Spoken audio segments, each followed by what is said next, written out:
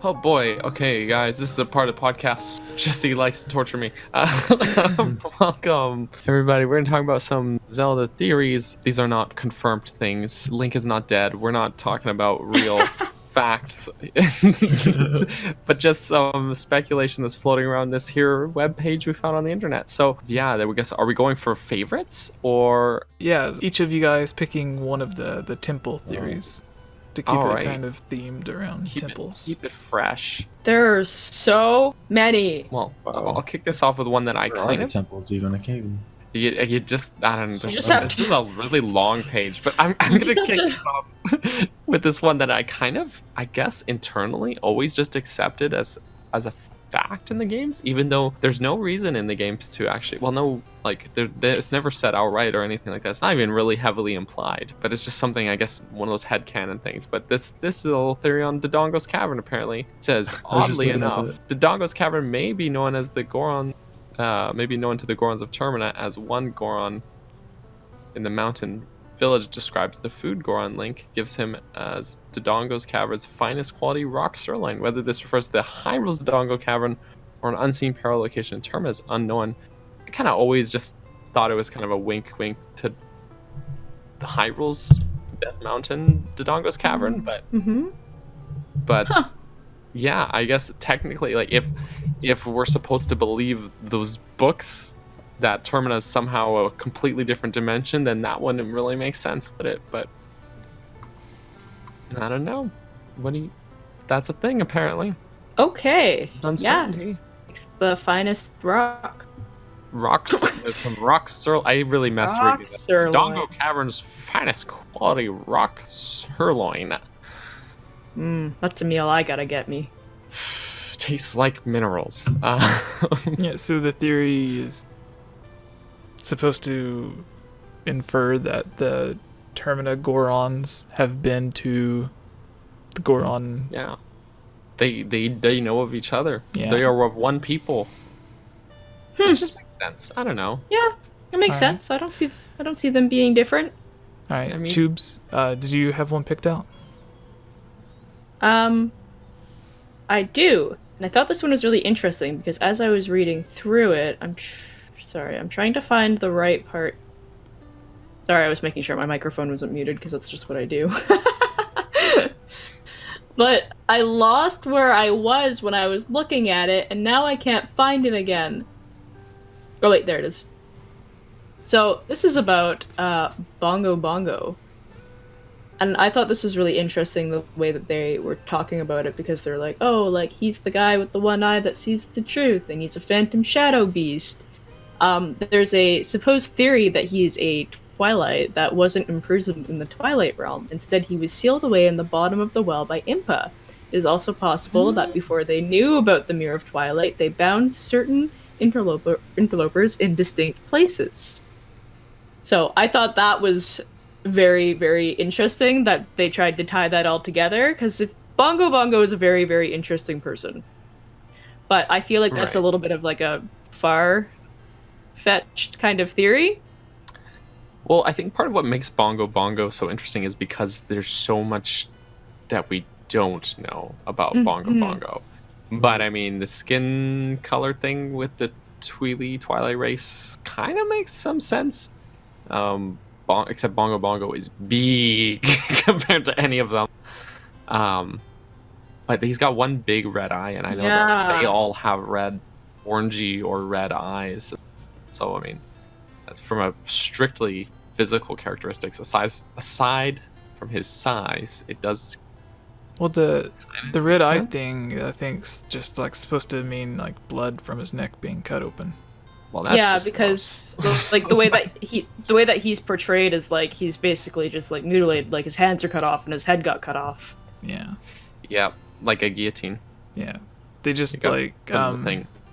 Nintendo just likes to make Zelda bosses have eyes where they really shouldn't, or like just over exaggerated So- eyes. Eyes where you really shouldn't have them. There's Yeah. a Visine for that. Yeah, no, but it is neat to it is neat to think. Yeah, I've That- never yeah. even heard that theory before, so it's definitely Yeah, neither interesting. did I. That's why I neither. was so interested by it. Yeah, I've never. That's a new one. And I've heard a lot of theories about that guy, so it's Yep. refreshing to see that there's a new one. Alright, Tomoya, were you able to find one? Kind of looking through the fire temple, and he kind of stole my fire on the. But the totems, it is possible that the totem pole like statues found all over the fire temple symbolizes the dungeon's patron deity. The statue is never mentioned, but it is seen quite often throughout the temple. Also, all the adult dungeons seem to have their own representations. So it is also possible that the fire temple is related to Dragon Roost Cavern from the Legend of Zelda, the Wind Waker, as there are paintings in the cavern which resemble Vagia, the boss from OOT, right? The dragon. Yeah. So it is also possible that the fire temple had once been the fire sanctuary from the Legend of Zelda Skyward Sword, as the two share the similar locations. So Yeah. I I mean, mean, I've noticed that before. The statues in I didn't even notice the Wind that. Waker dungeon had the dragon that didn't look like the dragon from Wind Waker. Valu, I believe is his name.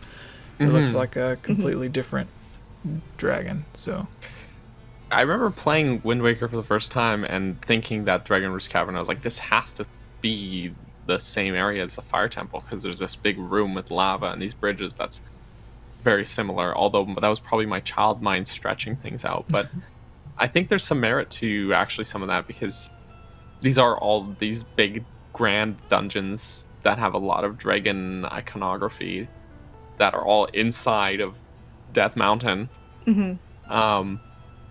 So I think, I don't know, I think that there's actually some merit to that, especially did it say the Fire Sanctuary in Skyward Sword or the Earth Temple? The fire sanctuary. Fire Sanctuary. Yeah. From Yeah, I Skyward mean, Sword. really either one I could take in its place, but like they're kind of both like really close to each other, like geographically. But what does this mean, though? I don't get what it's trying to say. Like, is it just saying that like the same people made the people that made the fire temple made these other temples as well, or like what is? Could I think be, it's- or It that too. they're the same, like Yeah. one and the same even. like it's implying that it's the same. Like, is it the same There's a place? part. You know what I think mean?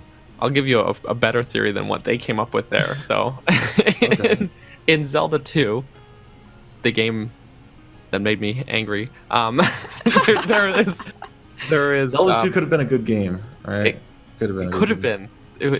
It's there's a lot of things I like about Zelda 2, but I think the whole package is kind of You- imperfect, we'll say. But You replayed through it not long ago through Twitch. yeah, and I definitely nostalgia goggles came off when replaying it recently, and I was like, okay, no, there's some serious problems with this game. But the Spectacle Rock in that game is a place that we see a lot of times in Zelda games. In OOT, Spectacle Rock, the Fire Temple's structure is actually inside of Spectacle Rock. So if you look at the Fire Temple's map, it has two spires, and that actually extend within Spectacle Rock in Death Mountain Crater in OOT. So that's kind of neat that it physically makes sense that these spaces exist that way. In Zelda 2, you break open an entryway in Spectacle Rock and fall into a room where you do some dungeon cave stuff, and it's a fiery little cave with some dragon pillars and stuff. And in my head, I was like, "That's the Fire Temple. Makes sense." So Yeah. it's totally a retcon, but there you go. That The one is better than dungeon whatever boss the is author also- of this article wrote. Yeah, that's way more scripted than that. Actually helped me a lot because I was kind of confused where this was trying to go. So Oops. Alright, so the Yeah. one that I have picked out is from the Forest Temple. It says, not a temple, but a mansion. The Forest Temple bears close resemblance to a vast, ruined mansion. Because of this, it may not actually be a temple of worship, but may have once been a home to a wealthy family that was corrupted by black magic. The Poe sisters could very well be the ghosts of said family. Since the mansion has become overgrown with plant life, it has probably been lying dormant for many years, If this theory is correct, this would explain the above point about the lack of an image of a possible deity. That's in reference to a theory or a statement right above this one where it talks about how images of different deities can be found throughout all of the different temples, or at least most of them, aside from the forest temple. So it continues, as the temple would not be meant to worship anything. More evidence of this is in the portraits of the walls throughout the temple and in the room with Phantom Ganon.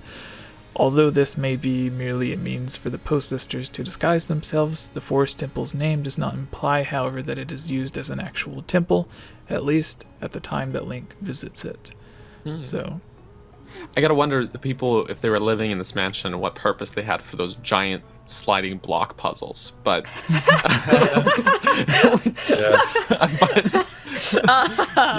Game night. who am I to judge? yeah, and there's also the parts to where they have like there's the rooms that has the checkered board flooring where the ceilings just drop down. Game night.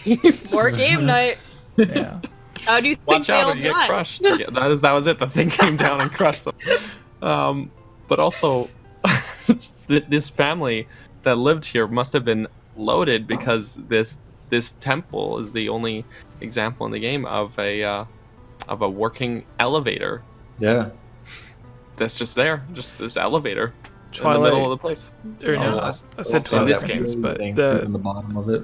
the fire temple has the elevator that kind of just works one way, because like you hit it with the hammer and it just drops Are you? really long ways. Oh, that's not an elevator. No. Hold That's on. what I said. I said it has an elevator, but Yeah. it was a joke thought because you it were only talking- works one way. I thought you were gonna talk about the one in the fire temple where there's the room. It's got like the log and then the two grated fences, and then Oh yeah, you push the. block. That's like on the. You gotta push the block down. That's more of an elevator, but that works because the fire shoots out from Yeah. underneath it, and that's physics for sure. So another elevator, I guess. Yeah. All right. Well, I think we can move on to the mailbag. Right. Swanky. Yes. Would you want to do Let's. that intro, Daniel? Ooh. Oh, sure. I can do the talking. Sorry, it can't be me because my internet sucks. That's Alright. true. We might get halfway through and then it would start. Yeah. So before Daniel begins, everyone in the live chat, if you have a Zelda-related or a Nintendo-related question, this is your time to ask them. So go ahead, Daniel. Or another question that's not. If you want to Sorry, ask Zelda. Daniel or Tubes about relationship advice, go ahead and do Please that. don't. Probably not a good person to ask. Same. But yes. I'll Hey everyone, it's me again, Elia Rose. I just wanted to say thank you so much for watching this video. And you know what? If you're a fan of videos like this, you should totally subscribe and give this video a like and comment below to let us know what type of videos you would like to see us create in the future. And if you would really like to support all of us here at the Game Over Jesse channel, please consider purchasing a Game Over Jesse t-shirt or becoming a Patreon at patreon.com/GameOverJesse, where you can receive many rewards, such as getting shoutouts, having any topic or theory that you select discussed on the podcast or made into its own video, having your question answered, joining on as a guest on the podcast, and playing with us during our Twitch live streams at twitch.tv/GameOverJesse, and much, much more.